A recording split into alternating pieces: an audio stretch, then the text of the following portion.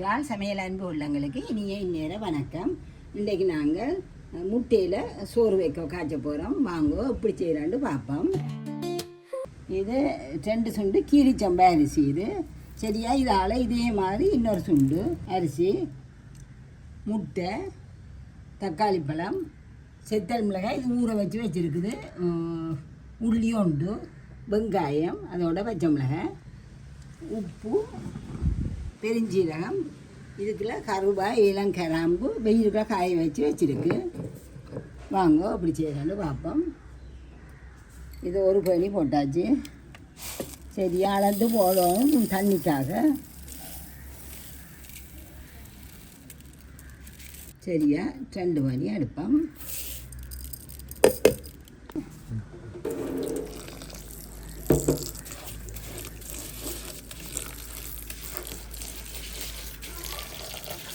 நல்லா ஒட்ட தண்ணியை வடிச்சிருங்கோ.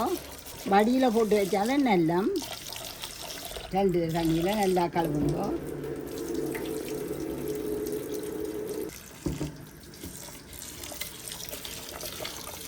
நல்லா ஒட்ட வடித்து எடுத்துட்டேன்.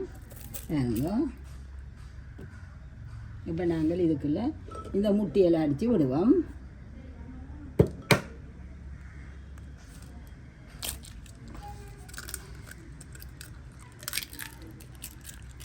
இது ஒரு வித்தியாசமாக இருக்கும். ஆனால் பிரியாணியிலும் பார்க்க நல்லா இருக்கும். 2 சுண்டு அரிசிக்கு 5 முட்டை நல்லா கணக்காக இருக்கும் உங்களுக்கு. இது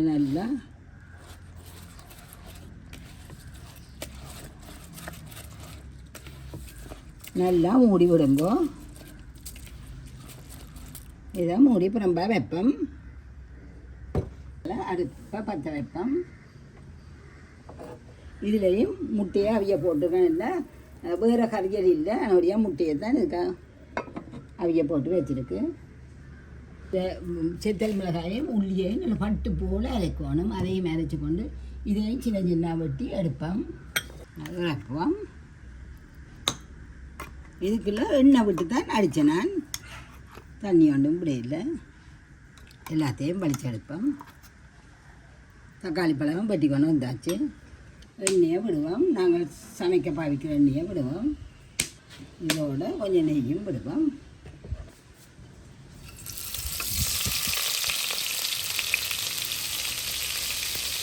இதை நாங்கள் இடித்து நல்லா வெயிலில் காய வச்சுட்டு கொண்டு வந்தோம். இதையும் எடுப்போம். இதில் செஞ்செல்லாம் போடுவோம். இதில் ஒரு கொஞ்சம் போடுவோம். கேக்கில் போடுவோம். எல்லாம் கலந்தது கருவாய், இளங்கராம்பு, வெங்காயத்தை போடுவோம். கொஞ்சம் உப்பை போடுவோம் கெரியாக வதங்குறதுக்கு. முட்டி அவிஞ்சிட்டு இறக்குவோம். நல்லா இப்படி முருகா விடணும். இப்போ நாங்கள் இந்த உள்ளியும் செத்தமிளகாயும் போட்டு அரைச்சோமே அதை போடுவோம்.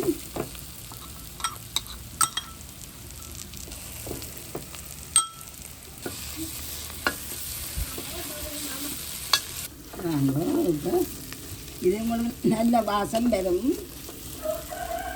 அதுக்கு பிறகு இது உள்ளியும் நான் அரைச்சது உள்ளியும் செத்தமிளகாயும் மட்டும் ரெடி. தக்காளியை போடுவோம். 2 தக்காளி போடணும். கொஞ்சம் நல்லா வதங்கட்டும். தக்காளி கழுவிற மாதிரி வதங்கட்டும். இப்போ எல்லாம் மேலால் வருது. நாங்கள் அரிசியை போட போகிறோம். 2 சுண்டு அரிசி தான் போட்டுனேன்.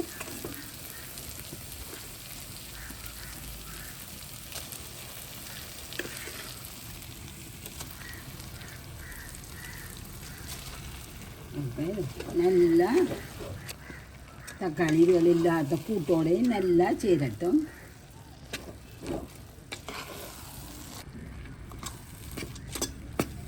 நல்லா கலந்து விடுங்க. இது வித்தியாசமாக இருக்கும். பிரியாணி சாப்பிட்ற வகை இது வித்தியாசமான ருசியிலே இருக்கும் உங்களுக்கு. இதை இப்படியே நல்லா கிளறி போட்டு இனி நாங்கள் இது கலவான தண்ணியை விடணும். மூன்று தரம் விட்டேன்டா ஒரு சுண்டு வருது வேறுங்கோ.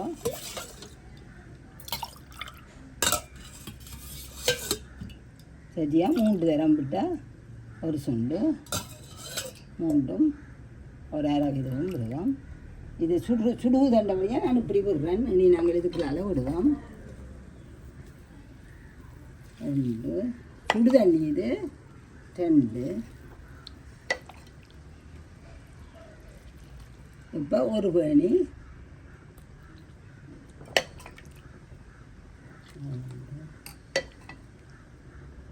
2.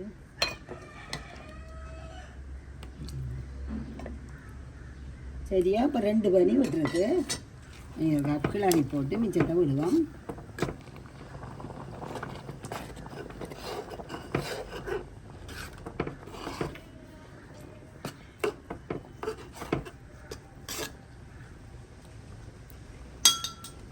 மூன்று பேணி விடுங்கோ. 3 பேணி தண்ணி விட்டுருக்கு. இனி கலவான உப்புகளை போட்டு மூடி விடுவோம். அப்போதையும் வெங்காயத்துக்கு போட்டது பார்த்து போடுங்கோ. மூடி விடுவோம். இப்போ இந்த முட்டையில போடுவோம். போட்டுட்டு நாங்கள் மெல்லிய நெருப்புக்கு விட போகிறேன். இப்படியே துறக்காமல் மெல்லிய நெருப்பில் விட்டு விடுங்க. ஒரு கக்கில் நல்ல மெல்லிய நெருப்பில் விட்டு விடுங்க.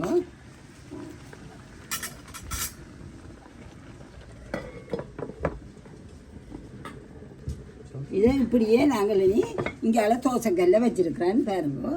தோசைக்கல்ல வைக்க போகிறேன். வச்சுட்டு 10-15 நிமிஷத்துக்கு பிறகு வந்து பார்ப்போம். வாங்க ஒரு கத்துரப்பம் விடணும். இப்போ நாங்கள் இதுகளை எடுப்போம். எடுத்து போட்டு கிளறி விடுவோம். கிளறி போட்டு அடுப்பணி பாடணும் தான் சரி. அடி கொடுத்த கிளறுவோம்.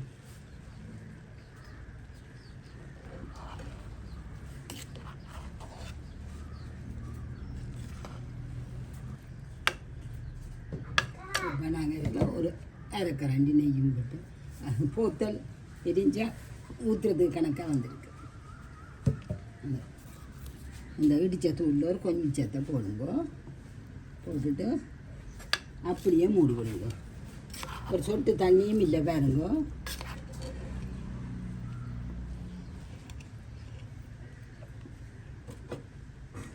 திறக்காதேங்க. உங்களுக்கு ஆற நிற்பாங்க. ஆற எடுப்போம். பார்ப்போம்.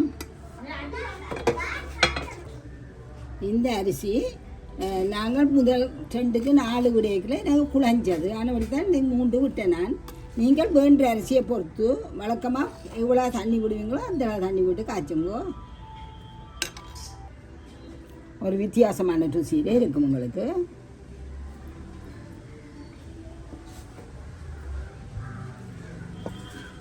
பொழிவும் கூட இப்போ நான் 2 சுண்டு தான் போட்டு நான் பாருங்க கூட வந்திருக்கேன். பொழிவாக இருக்குது. யாழ் சமையல் அடுப்படி நம்ம